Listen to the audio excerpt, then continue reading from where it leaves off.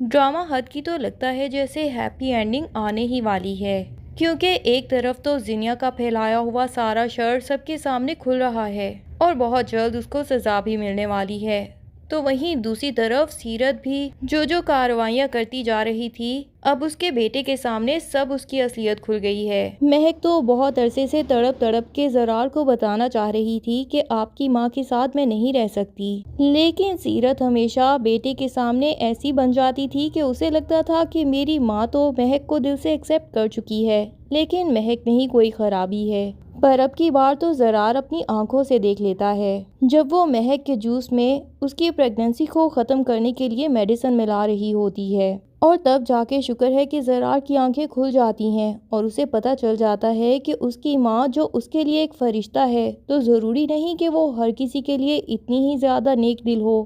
اور سچائی کچھ ایسی ہی ہوتی ہے۔ ماں باپ تو اپنے بچوں کے لیے سب سے بہترین ہوتے ہی ہیں، چاہے وہ باہر کوئی ڈاکو چور ہی کیوں نہ ہو، وہ اپنے بچوں کے لیے تو سب سے محفوظ سہارا ہوتے ہیں۔ لیکن غلطی اس میں زرار جیسے بیٹوں کی ہے، جو کہ اپنی ماں کی محبت میں اپنی آنکھیں اتنی بند کر لیتے ہیں کہ انہیں دکھائی ہی نہیں دیتا کہ ان کی بیویاں کس قدر اذیت زدہ زندگی گزار رہی ہوتی ہیں، پھر چاہے وہ جتنی منتیں کریں۔ زرار جیسے بیٹے ماں باپ کی فرما برداری میں اپنی بیویوں کی اتنی حق تلفی کر دیتے ہیں کہ انہیں خود بھی احساس نہیں ہوتا۔ ہاں، پر وقت ضرور احساس دلا دیتا ہے۔ ہو سکتا ہے صبر کرنے والے انسان کو کبھی کبھی یہ لگتا ہو کہ اس کا صبر تو بڑھتا ہی جا رہا ہے اور اس کی آزمائش ہے کہ ختم ہونے کا نام ہی نہیں لے رہی، اور اللہ پاک مظلوم کو ڈھیل ہی دیے جا رہے ہیں، ان کے ساتھ اتنی آسانیاں ہو رہی ہیں کہ صبر کرنے والے کو کبھی کبھی خود میں ہی لگتا ہے کہ شاید مجھ میں ہی کوئی برائی ہو۔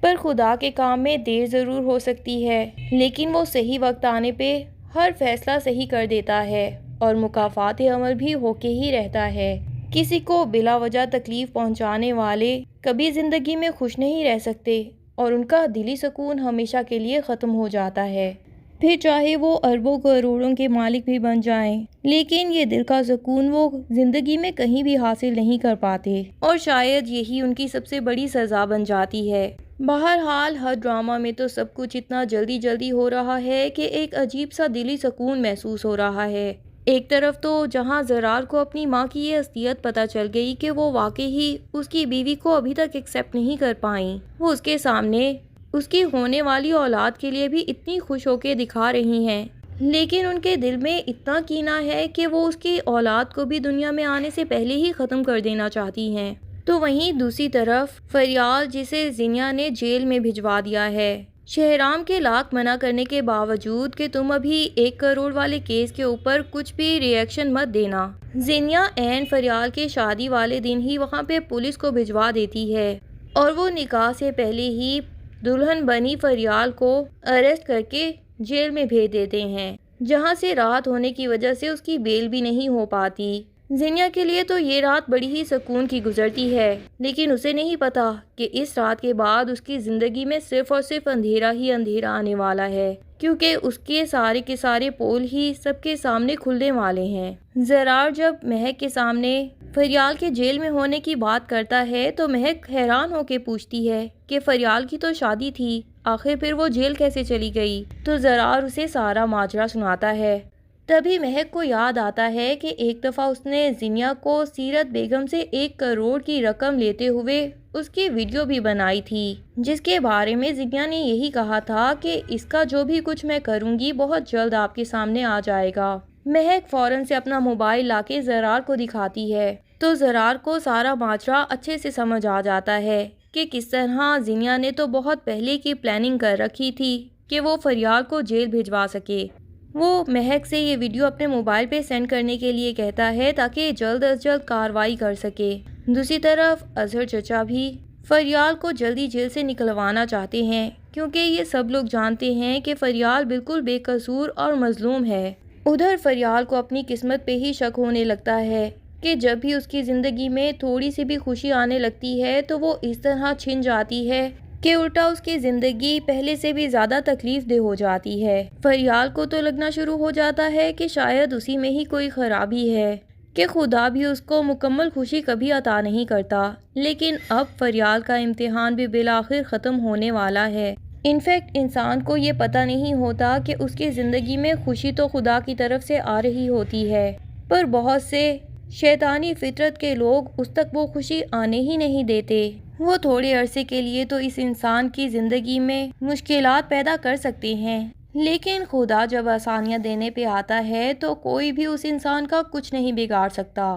اس لیے لوگوں سے توقعات رکھنے سے بہتر ہوتا ہے کہ خدا کے ساتھ اپنا رشتہ مضبوط کر لیا جائے، تاکہ اس طرح کے شیطانی فطرت کے لوگ آپ کی زندگی میں کوئی فتنہ پھیلا ہی نہ سکیں۔ شہرام کے والدین کو بھی بہت زیادہ تجسس ہے کہ جب شہرام ملک میں ہے ہی نہیں تو پھر آخر فریال کے اوپر کیس کس نے کیا۔ نشاط بیگم تو ساری سچائی جان چکی ہیں، کیونکہ سدرا انہیں پہلے ہی بتا چکی تھی کہ زینیا آپی نے پہلے بھی فریال کو بہت جگہوں پہ دھوکہ دیا ہے، اور نشاط کو یہ بھی بتا چکی تھی کہ آپ جب فریال آپی کے لیے شہرام بھائی کا رشتہ لے کے آنے والی تھیں تب زینیا اور سیرت چچی نے جان بوجھ کے آپ کے سامنے یہ شو کروایا کہ وہ زرار کے ساتھ انگیجڈ ہیں، اور جیسے ہی زینیا اور شہرام کی شادی ہو گئی تو انہوں نے فریال کو زرار کی زندگی سے بھی باہر نکال پھینکا۔ پتہ نہیں ان دونوں ماں بیٹیوں کو کون سے جنم کی دشمنی ہے فریال آپی کے ساتھ، حالانکہ وہ تو اتنی اچھی ہیں۔ اب نشاط اور اس کے ہسبینڈ تو شہرام کو بہت سے میسیجز چھوڑ چکے ہیں، اور جیسے ہی شہرام کو سارا ماجرا پتہ چلتا ہے تو وہ ساری میٹنگز کینسل کر کے فوراً سے پہلے واپس آ جاتا ہے، اور اس کے بعد اس سارے معاملے کی ڈیپتھ میں جا کے انویسٹیگیشن کرتا ہے، جہاں زارا کی کافی اصلیت بھی سامنے آ جاتی ہے، یہاں تک کہ زارا خود ہی اپنے منہ سے اعتراف کر لیتی ہے کہ اسی نے فریال کے اکاؤنٹ میں پیسے جمع کروائے تھے، اور یہ سب صرف زینیا کے کہنے پہ کیا تھا۔ اس کے ساتھ ہی جیل جانے کے خوف سے وہ یہ اعتراف بھی کر لیتی ہے کہ اس سے پہلے شانزے اور تابش کے بارے میں بھی الٹی سیدھی افواہیں زارا نے ہی پھیلائی تھی، لیکن اس کا کوئی برا مقصد نہیں تھا، بلکہ زینیا نے ہی اسے بہت سارے پیسوں کی آفر کر کے یہ سب کام کروائے تھے۔ اب جب شہرام کے سامنے زینیا کی ساری اصلیت آ جاتی ہے تو وہ ہاتھ پکڑ کے اسے گھر سے باہر نکال دیتا ہے اور اسے بتا دیتا ہے کہ تمہارے لیے اب میرے دل میں کوئی محبت باقی نہیں رہی، اور نہ ہی میرے گھر میں تمہارے لیے کوئی جگہ باقی رہی ہے۔ اب شہرام کو یہ بھی پتہ چل جائے گا کہ زینیا پریگنینسی کے بارے میں بھی اس سے جھوٹ بول رہی تھی، وہ سچ میں پریگننٹ ہوئی تھی، لیکن اس نے جاب کے لیے خود ہی اپنا ابارشن کروا لیا۔ لیکن سمجھ نہیں آ رہا کہ سبین کسی سے بھی مشورہ کیے بنا اپنا گھر کیوں بیچنے پہ نکل پڑی ہے، اور اسے بھی اتنا برا ایک ڈیلر ملتا ہے کہ جو اسے 1 کروڑ دینے کا وعدہ بھی کر لیتا ہے، جو یقیناً اس کا گھر لوٹ جانے کے چکر میں ہی ہے۔ گھر یوں لوٹ جانے کے بعد سبین، جو کہ پہلے ہی دل کی مریضہ ہے، یقیناً دل کا دورہ پڑنے سے وہ اس دنیا سے رخصت ہو جائے گی، اور اس کے بعد جب فریال کا کوئی ٹھکانہ نہیں ہوگا تو نشاط بیگم اسے اپنے ساتھ اپنے گھر لے آئیں گی۔ آگے کی سٹوری جاننے کے لیے ڈرامے کی نیکسٹ ایپیسوڈز کا انتظار کیجیے، تب تک کے لیے اللہ حافظ۔